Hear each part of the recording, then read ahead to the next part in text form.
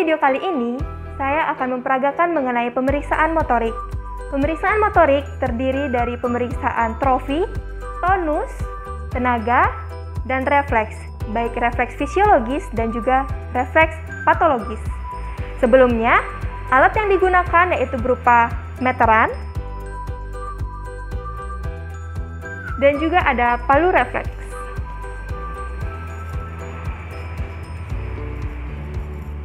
Baik, sebelum melakukan pemeriksaan, seperti biasa, kita lakukan inform consent terlebih dahulu kepada pasien jika pasien sadar, namun bisa kita lakukan juga inform consent kepada keluarga pasien jika pasien tidak sadar. Kemudian, sebelumnya juga kita harus melakukan cuci tangan 6 langkah prosedural untuk melindungi diri kita dan juga melindungi dari pasien. Baik, langsung saja ke pemeriksaan.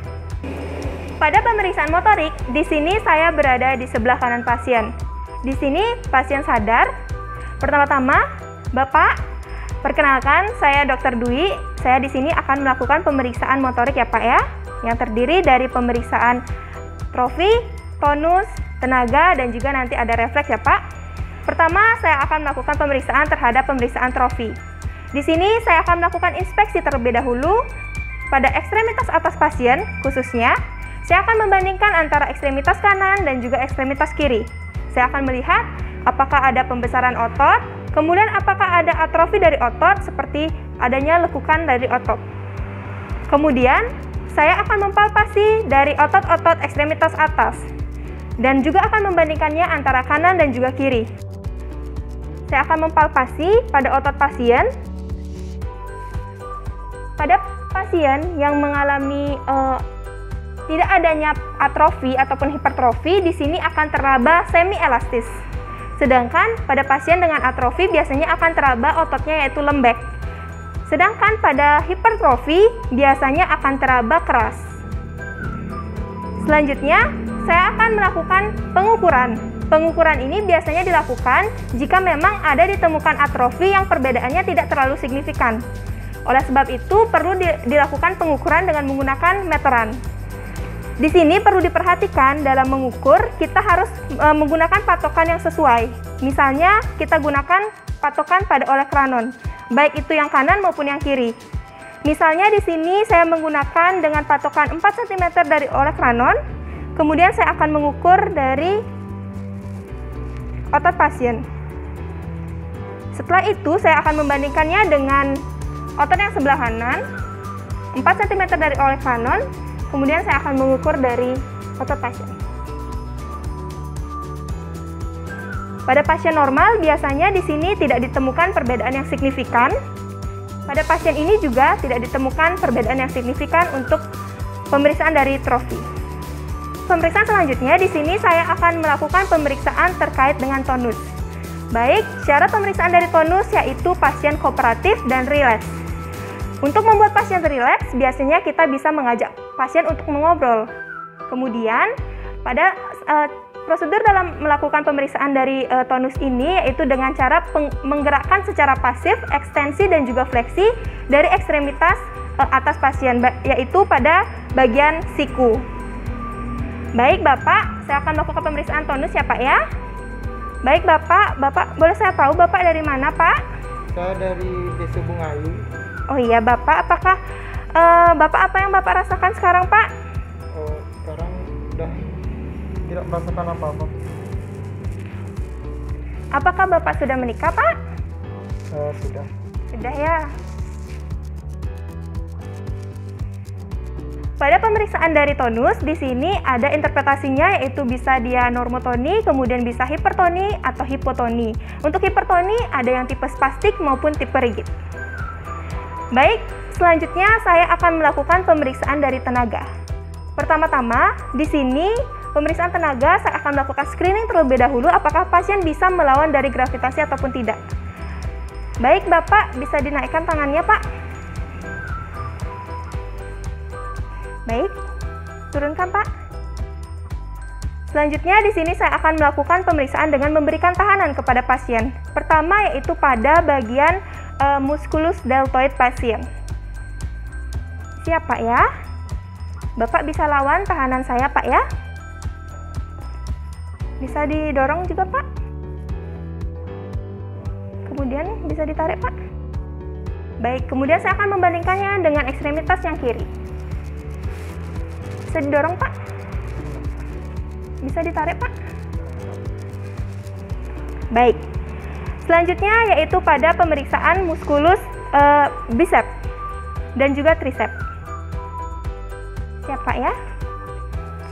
Bisa didorong, Pak. Baik. Saya akan membandingkannya dengan ekstremitas yang kiri. Bisa ditarik, Pak. Bisa didorong, Pak. Coba Bapak bisa naikkan tangannya lagi. Baik. Selanjutnya yaitu pada bagian musculus brachioradialis. Ini siapa ya? Bisa lawan, Pak, tahanan saya? Bisa dilawan, Pak? Baik. Kemudian saya akan membandingkannya. Bisa, Pak, dilawan? Baik, Pak, pasien pada bagian ekstremitas kiri tidak bisa melawan tahanan saya. Selanjutnya yaitu pada ekstremitas yang kanan pada bagian pergelangan tangan pasien. Bisa dilawan, Pak, tahanan saya? Bisa dilawan? Saya akan membandingkannya pada ekstremitas kiri. Bisa dilawan, Pak, tahanan saya? Bisa dilawan? Selanjutnya pada jari-jari tangan pasien. Bisa dilawan, Pak? Bisa dilawan? Saya akan membandingkannya dengan jari-jari yang kiri. Baik. Selanjutnya yaitu pada bagian sela-sela jari. Bisa dilawan, Pak? Bisa dilawan? Dilawan? Bisa dilawan?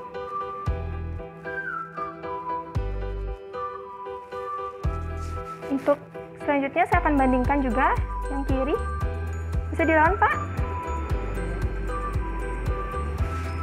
Baik. Pada pemeriksaan tenaga, ekstremitas atas, saya menemukan bahwa terdapat penurunan tenaga pada ekstremitas yang kiri.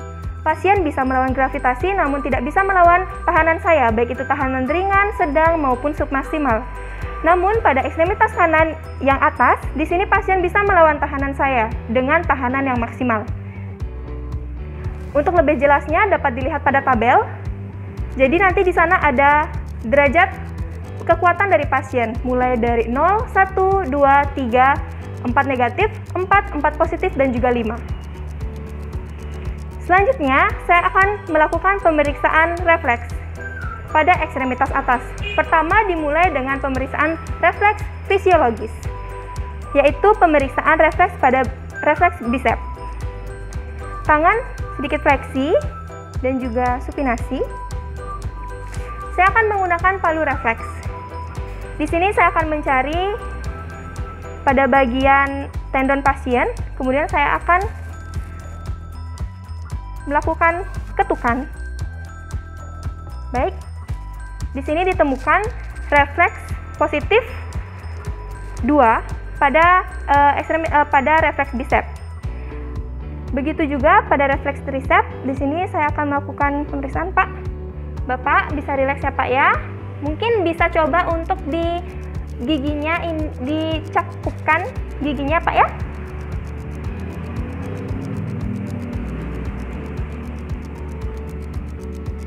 Baik, ditemukan adanya refleks bicep dan juga tricep pada ekstremitas atas yang kanan. Begitu juga yang kiri, melakukan hal yang sama. Lakukan pemeriksaan pada refleks bicep dan juga refleks tricep. Baik, selanjutnya yaitu pada refleks radialis. Ini siapa?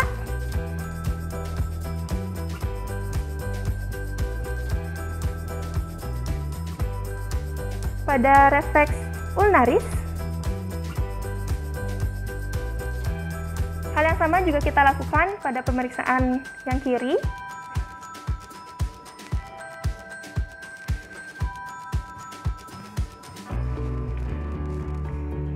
Baik, di sini saya menemukan pada refleks yang kanan yaitu normal positif 2, sedangkan yang kiri ditemukan adanya hiporefleks. Jadi, Untuk refleks, interpretasinya dapat dilihat juga pada tabel. Jadi nanti interpretasi pada refleks itu ada positif 1, positif 2, positif 3, dan juga positif 4. Selanjutnya, selain pemeriksaan refleks fisiologis, di ekstremitas atas juga ada penilaian refleks statiokinetik. Yang pertama yaitu ada refleks dari Mayer. Jadi, refleks Mayer ini saya akan melakukan fleksi pada jari tengah pasien, kemudian akan ada posisi dari jempol pasien. Kemudian refleks Larry yaitu melakukan fleksi secara normal, secara penuh, kemudian akan ada fleksi dari siku. Dan pemeriksaan refleks dari Grewal di sini akan sedikit fleksi dan juga pronasi. Kemudian pronasi maksimal akan ada aduksi dari siku pasien. Baik, selanjutnya yaitu refleks patologis. Refleks patologis di sini dilakukan dengan melakukan dorsofleksi maksimal seperti ini. Kemudian ekstensi dari jari tengah.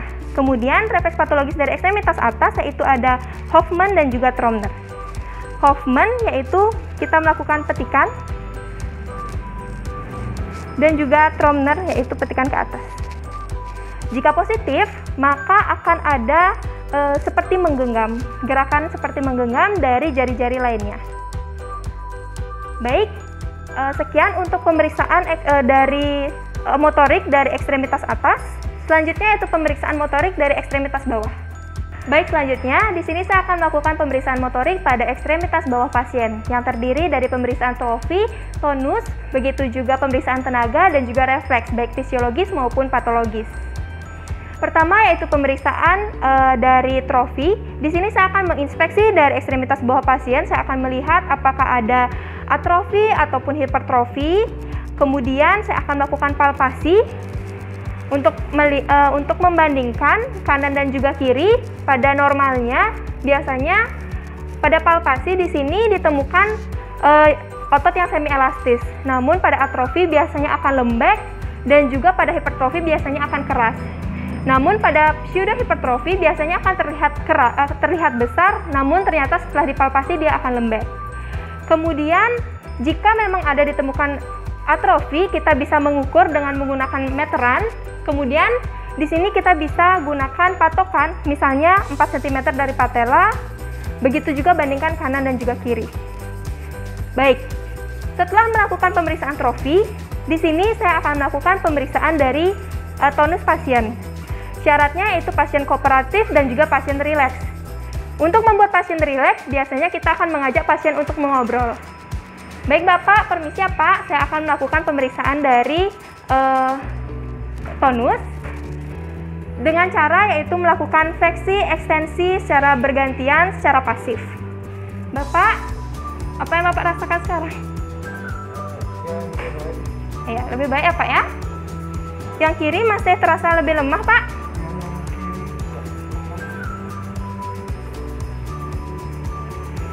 Baik, dari pemeriksaan tonus di sini memang ditemukan bahwa yang kiri, ekstremitas bawah yang kiri ternyata memang lebih hipotonus, sedangkan yang kanan normotonus. Selanjutnya yaitu saya akan melakukan pemeriksaan dari kekuatan. Dari pemeriksaan kekuatan di sini, pertama saya akan melakukannya pada dengan cara screening untuk mengetahui apakah pasien bisa melawan gravitasi atau tidak. Bapak, kakinya bisa dinaikkan Pak secara bersamaan? Baik, ternyata yang kiri lebih tertinggal. Namun pasien bisa melawan gravitasi. Selanjutnya yaitu saya akan melakukan pemeriksaan dengan kekuatan masing-masing muskulus ataupun otot yang ada pada ekstremitas bawah pasien. Yang pertama adalah muskulus iliopsoas. Bapak bisa ditahan ya, bisa dilawan tahanan saya Pak ya. Bisa didorong Pak. Baik. Yang kiri Pak bisa didorong? Tidak bisa ya Pak ya. Selanjutnya yaitu pada muskulus quadriceps femoris. Bapak bisa didorong Pak? Baik. Pada ekstremitas kiri kita bandingkan kekuatannya. baik pasien tidak bisa melawan, baik itu dengan tahanan ringan, sedang maupun submaksimal. Selanjutnya yaitu pemeriksaan pada tibialis anterior. Bapak bisa didorong ya Pak. Selanjutnya pada pemeriksaan tibialis anterior yang kiri. Pasien tidak bisa melawan yang kiri, yang kanan pasien bisa melawan. Kemudian pemeriksaan musculus gastrocnemius. Baik, musculus gastrocnemius yang kiri. Pasien tidak bisa melawan untuk yang kiri, yang kanan pasien bisa melawan dengan maksimal. Kemudian yaitu pada jari-jari kaki, Bapak bisa seperti menginjak rem Pak. Ditahan Pak. Yang kiri juga Pak. Baik.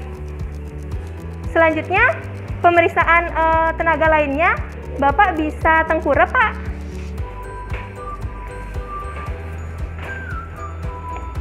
Selanjutnya saya akan melakukan pemeriksaan tenaga pada musculus gluteus maximum.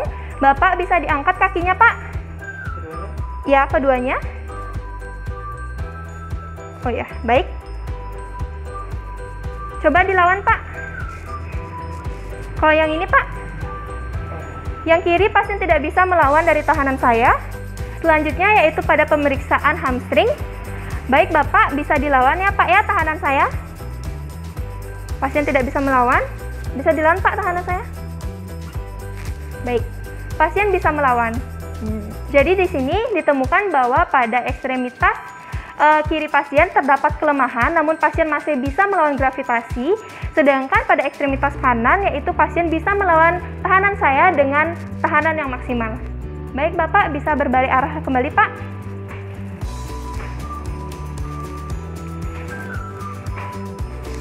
Baik, selanjutnya yaitu pemeriksaan dari refleks.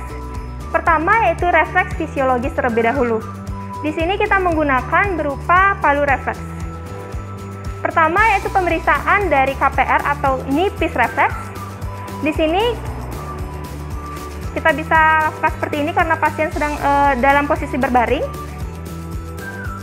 Bapak, tangannya bisa dicakupkan di tengah. Ya, benar sekali Pak. Di sini kita cari pada tendon patella pasien. Baik, selanjutnya kita bandingkan yang kiri.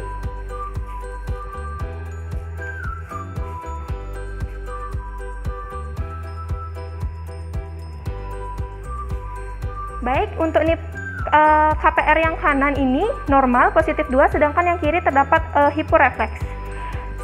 Selanjutnya yaitu pemeriksaan dengan ACS, yaitu APR, Achilles piece reflex, posisi seperti ini.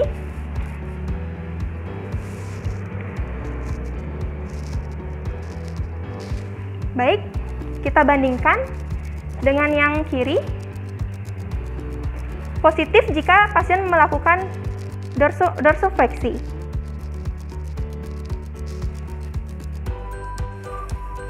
Baik, ACS pada yang kanan, APR yang kanan ini normal, sedangkan yang kiri terdapat penurunan dari refleks.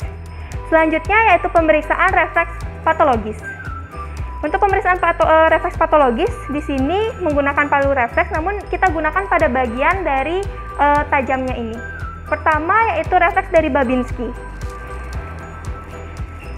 Pemeriksaan refleks pada Babinski di sini kita melakukan goresan dari lateral, kemudian naik ke atas, dan juga menuju ke jempol pasien atau ibu jari pasien.